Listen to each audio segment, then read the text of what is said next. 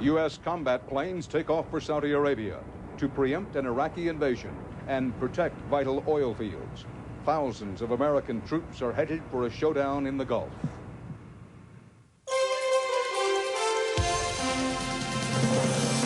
This is a CBS News special report. Showdown in the Gulf. From Amman, Jordan, here is Dan Rather. Hello. As daylight breaks over Jordan in the Middle East, one of the largest commitments of American armed might since the Vietnam War is converging on Saudi Arabia. Hours ago, President Bush committed America's honor, thousands of its best combat troops and hundreds of warplanes to defense of the wealthy kingdom. President Bush is reported to have felt he had no choice but to answer a challenge from Iraq's President Saddam Hussein and to throw out a couple of his own. Washington emphasizes that the U.S. troops and planes will not cross from Saudi Arabia into Iraq-occupied Kuwait. But President Bush's message to Saddam Hussein could not be clearer and is twofold. One, get out of Kuwait. Two, you cross into Saudi Arabia and you pay the price. CBS News Defense Department correspondent David Martin, who first broke the story of the president's decision to deploy the troops, brings us up to date. David? Dan, the first wave of combat aircraft and ground troops is now on its way to Saudi Arabia, but it will be days before all of the firepower is in position.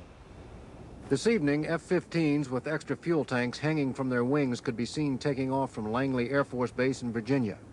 The aircraft will fly straight to Saudi Arabia, refueling in midair. But it will take 48 hours to bring in all the equipment and technicians needed to support them. Early this morning, paratroopers from the 82nd Airborne began moving out from their base at Fort Bragg, North Carolina. The ground troops will be used to provide security for the American warplanes operating out of Saudi air bases. We got the call about 11:30 last night. When he did, he left immediately. What may turn out to be the largest overseas deployment of American firepower since the Vietnam War was ordered by the president after Iraq's Saddam Hussein called in a U.S. diplomat and told him he had no intention of pulling his troops out of Kuwait. In our discussion with Saddam Hussein yesterday, we got absolutely no indication that he is prepared to go along with what the international community is demanding. At almost the same time, Defense Secretary Cheney was reporting from Saudi Arabia that reluctant Saudi leaders had finally agreed to let U.S. forces in. Cheney went on to Cairo, where he asked Egypt's President Mubarak to let the nuclear-powered aircraft carrier Eisenhower transit the Suez Canal on its way from the Mediterranean to the Persian Gulf, where it will join the carrier Independence. A third aircraft carrier, the Saratoga, got underway this morning from Florida. And although there is no official word it is bound for the Persian Gulf, the families seem to know full well what was happening. Goodbye. Goodbye, Daddy. I love you, and I just pray he... Wisconsin got underway from Norfolk, and one source said it would be sent in where its cruise missiles and 16-inch guns could threaten Iraq directly.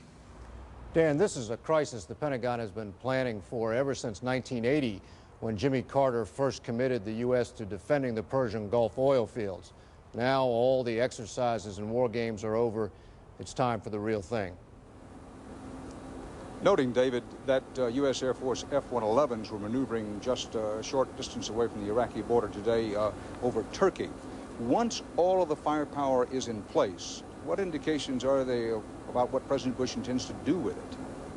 Well, it really, right now, is only speculation, because I don't think those kinds of decisions have been made in the White House yet. But first and foremost, they're there to defend Saudi Arabian territory. But remember, President Bush has said that the Iraqi invasion of Kuwait will not stand. So I think there's at least a possibility that he will somehow attempt to use all this air power to compel an Iraqi withdrawal from Kuwait, and that could mean bombing raids against Iraq itself. The key word there being could. Thank you, David. Joining us from New York now is retired General George Crist of the United States Marines. General Crist recently commanded U.S. forces in the Persian Gulf. General Crist explains now what, how, and why